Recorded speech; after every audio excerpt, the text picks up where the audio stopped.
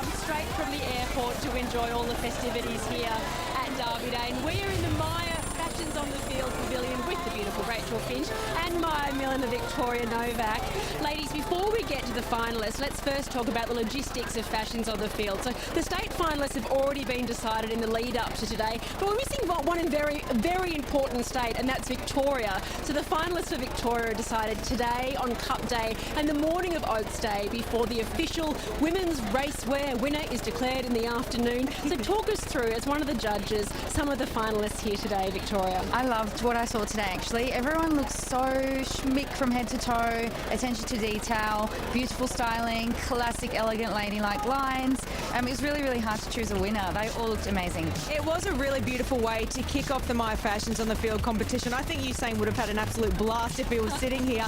But we did see those longer hem lines. That was a real standout. Every single piece, ladies had almost down to the ankles. It was beautiful. Boaters are well and truly back, Eddie. We've discovered that, that's for sure. And just a really beautiful, fresh play on that black and white trend. And what I love about Joanne, for example, she's a PE teacher from Ascot Vale. They're paediatric dentists, they're accountants. That shows that you don't have to be a fashionista to take part in this, Victoria. Look, absolutely, and I love that Myer Fashions on the Field gives everyone a chance to have a go. And as you said, you don't have to be a fashionista to enter. Go for it. We're seeing a lot of Matiszewski as well, a Myer designer. It's always a favourite in Fashions on the Field, isn't it, Rach? Absolutely, and something else that really stands out, Matiszewski's doing it, Alex Perry's doing it, is the texture clashing. And I've kind of coined that term because it's that mix of textures. We saw colour blocking, which is the mix of colours, but it's okay to put leather with lace. It's okay to put, a really soft fabric with a harder fabric. So it's beautiful to see these ladies adopt those trends and put it in their own style and have fun with it. I think that's the biggest part, enjoying what they do. Look, absolutely. You go with the classic ladylike style, but it's interpreted in your own way and using your personality to really shine through with your accessories. I tell you what, those big boaters though, trying to kiss someone and say hello is always a challenge, Eddie. Oh, the struggle is real here at the races, lady. We have to deal with that each and every year, and wonderful to see so many women hand stitching, hand sewing their own outfits as well, Victoria. I absolutely love that, and you always hear these beautiful stories about them using vintage components, and I just love that.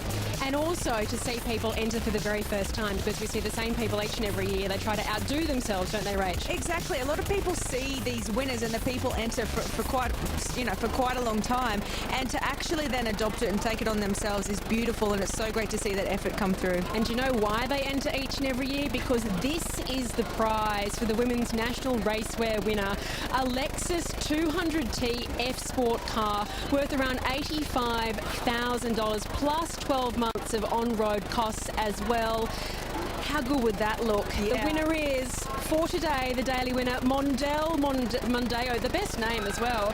Mondeo, tell us about your outfit. Congratulations. Yeah, thank you very much. Well, it was all very last minute. Pretty much organised everything about a week ago. So the hat is from a milliner based in the UK, Sophie Beale, and it's a sample piece for, I think, a year ahead. There you have it, our top three. So the collection's not out yet, so I feel very special to have the one on. And you were waiting for this outfit to arrive, so thanks to Australia Post. Everything came from across the world, so yeah, no, DHL, thank DHL for the timely arrival. But the top's at Jacquemus.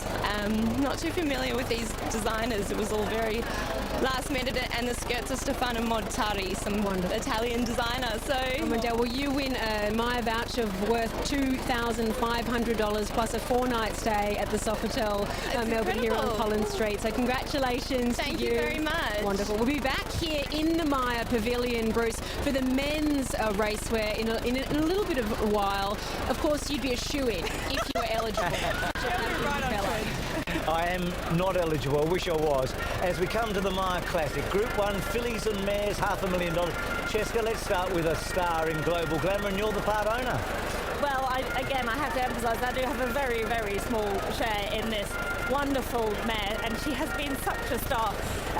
Her 2 Group 1 wins last year, this time last year over the mile, really cements her credentials for this, and to be able to come out and win first up at Caulfield over 1,400 metres in the Tristart was unbelievable, and I think she would have gained a lot more fitness from that day. Gay's horses are absolutely flying, Sis Montaigne, Invincible Star.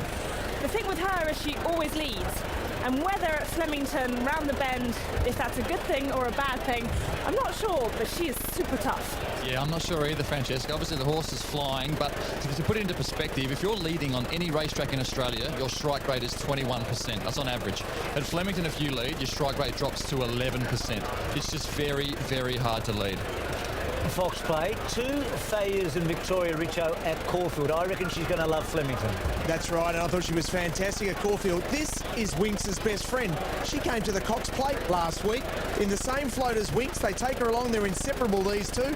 While Winx went out and captured the heart of the nation, Fox Play waited for her best mate. Now she gets an opportunity to shine today. What a good story.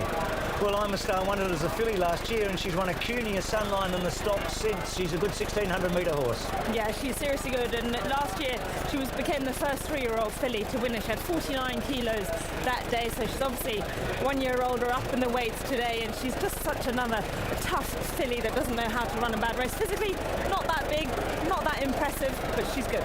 Yeah, look, she'll box seat, but even her win at Moonee Valley this prep, where she had the track to suit, the pattern to suit, the rating she returned just wasn't good enough to win this, so I'm against her. These are all Group 1 winning mares. Richo, Silence Edition, second in the Cormore, fourth in the Queen of the Turf. Similar races. And she won a Group 1 over 1,200 metres, but here she is at a mile. That's no worry. She's won up to 1,800 metres. She can be right there on speed.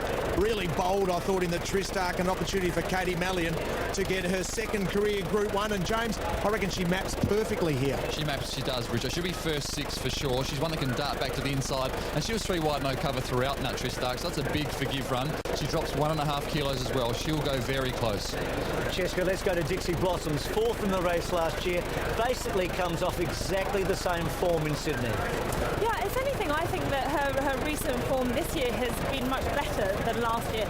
So she comes into it, I think, with stronger form. Her and her stablemate, who's just behind, Daisy Doom, have been really sharing races between them for their trainer, Ron Quinton. Both great stalwarts for the stable. And I think punters at home should forget what happened last start for both Dixie and also Daisy. After they ran so well at Randwick over the mile, Ronnie Quinton said, I just need to get a fitness run in both of them. The only race suitable was over 1,200 metres. They both ran well enough back to the mile now. Are you worried, Richard, that Daisy's got the outside draw today? I think 19 is a challenge for her. Well, she comes into 16 with the scratching of the emergencies, I guess, but it's still a very wide draw from a difficult start there at the 1,600 metres. Look, she goes forward, which makes it even tougher for her to find some cover. And with this strong wind blowing today, I think cover might be very, very handy. So for all those reasons, she might be up against it, but she's a very strong mare and will run a good race. Gay's horses are racing so well. This is the stablemate of Global Glamour, Cheska. Yes, and this is a horse that I often underrate, because when I see her in the mounting yard, she always looks a little bit underprepared. She tends to just have a bit of a barrel underneath her, but she's really just made like that. And if you look at her record, first up, 0 from 5, second up, 0 from 4. So she needs racing to get fit, and now she's on her 4th start of the prep. She could feature. Let's go to now later 14. Robert Spurden won the race a couple of years ago. The trainer. Look, she was a very good filly in Ireland. She ran very well at Royal Ascot. She's won at Flemington. I think she's a very, very strong each-way chance. Yeah, ran really quick splits second up, with an impressive winner here over 1,400. No luck last start in the Tristarc. Sort of finished under restraint there, and splits were okay. Gate 7 suits. She'll get a cushy run. She gets gaps. She'll be very hard to beat. And if you're looking for one at a price, this is probably the one for you. And we look at Shoals, Richo, we just can't help thinking about what happened when Dean Yendall got on a 3-year-old filly in this race last year. Yeah, it had 49 kilos last year because that was in October. This year, this race is in November, so it's got 50 kilos, an extra kilo for Dean to be able to have something to eat. And Shoals was absolutely fantastic in the 1,000 guineas. And doesn't that look a red-hot form now behind Aloysia?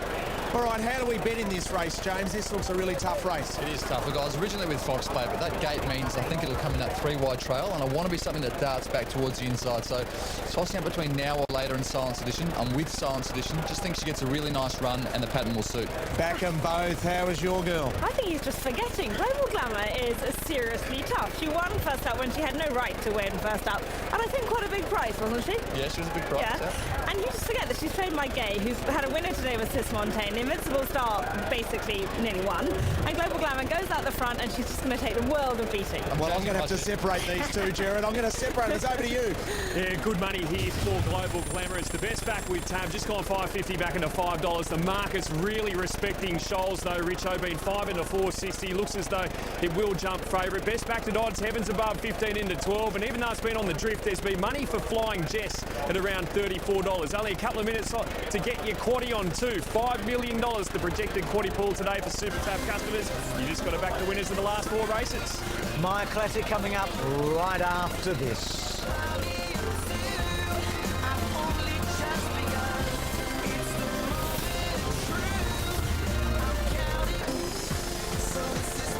Cornwall Stud Stakes today, and what a fitting result. A colt beating 3 fillies, but a colt by Fastnet Rock beating 2 fillies that were both by Fastnet Rock that stands at Cornwall Stud.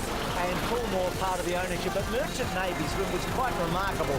Mark Zara, what a ride, in and out and finally down towards the fence and getting over the top of Invincible Star. So Aaron Purcell, who's taken over from Kieran Maher at Caulfield, will know he's at Caulfield and Warrnambool at the moment, juggling things. A second group fun for him this spring. And Merchant Navy right now, well, he's probably worth about $15 to $20 million after that win in the Cornwall Stud Stakes. So we come now to another feature of the Myer Classic. It's the hot horse from Jared at Tab. Bruce, prompt response number 10. It's just gone 16 into 13 late here. The stablemate Global Glamour, though, still well and truly Tab's worst result. So Prompt Response, who started here on Cup Day last year and just missed out. She's a model of consistency, but this would be a breakthrough for her to win a Group 1. This is such a deep field. It's such a great bunch of mares at 1600. I can only think of one mare that's not in this field that would round it out to the best in Australia. Winks. Correct. Over a mile? Yeah, no, interesting. I agree. But her aside, we have a really good... We don't have the field of 5. Yeah, I know, exactly. She's got enough Group 1s already. Leave it to a few others. But I mean, a quality field in itself, and I think it wouldn't be surprised to see a number of them win it. I'd love to see Global Glamour, obviously. If Global Glamour wins today, is there a chance she'd go to Royal Ascot? We're talking about Winks going to Royal Ascot. Yeah, absolutely. I think it's definitely a plan in the making. The question mark would be which race over Royal Ascot, because there's, I think to target the likes of the Queen Anne would be reaching fairly high. The Duchess of Cambridge is probably quite rigorous. It's a tough start, this. There's not a lot of time to get your position before you get to the first corner. And once you start turning at Flemington, it's just constant turning until you straighten up. So very tricky for the jocks. So a lot of pressure early. Let's go to Matt Hill for his call of one of the great features on Derby Day. It's the Myer Classic. Yes, to complete the line is Daisy Doom. Daisy Doom for Ben Mallam. He's been in the winner's circle already today. Set for the second Group 1 of the day, the Myer. Ready to go, a signal. And racing, Alakazam jumped away quite well. Global Glamour out quickly with also Silence Edition. I Am a Star, and Shoals is forcing up. Sort of Light just behind those from Prompt Response, Alakazam. And they were followed by Dixie Blossoms. A length and a half, French Emotion. XD Now or Later from Danish Twist and Fox Play. Well back in the field, Heavens Above and Flying Jesses towards the end of the field with also Daisy Doom. Global Glamour is the leader. 1200 out by a length to Shoals. I Am a Star third from Silence Edition. And they were followed next in the field by Sword of Light, who's over racing badly, passed by Prompt Response and Alakazam, and then X-teen. Dixie Blossoms on the outside of French Emotion, Now or Later midfield and deep from Danish Twist Fox Play, then Heavens Above Daisy Doom, and Flying Jesses last at halfway. 800 out, the leader is Global Glamour, tries to slacken it from Shoals the outside, Prompt Response, Silence Edition fourth the outside of I Am a Star, Alakazam next the inside, X-teen is out deeper working up 4 deep, then Sword of Light and Now or Later, French Emotion on the inside, well back in the field, Dixie Blossoms, Danish Twist and Flying Jess, and also Heavens Above and Daisy Doom. Global Glamour and Shoals straighten together, Prompt Response moves up as well at the 300, Silence Edition just behind them from I Am a Star, X-teen Sword of Light, French Emotion working through, Now or Later down the outside from Dixie Blossoms, it's Shoals kicking away at the 150, a length Prompt Response, followed by X-teen Dixie Blossoms, Shoals in front in the shadows from Prompt Response. Shoals is holding on. Shoals just wins, I'd say. Dixie Blossoms, X-teen and Prompt Response all there. What a go. Fox Play behind them, followed by Heavens Above, French Emotion. Global Glamour got Lucy Doom flying Jess Danish Twist now or later Sword of Light Silence Edition Alakazam and I Am a Star.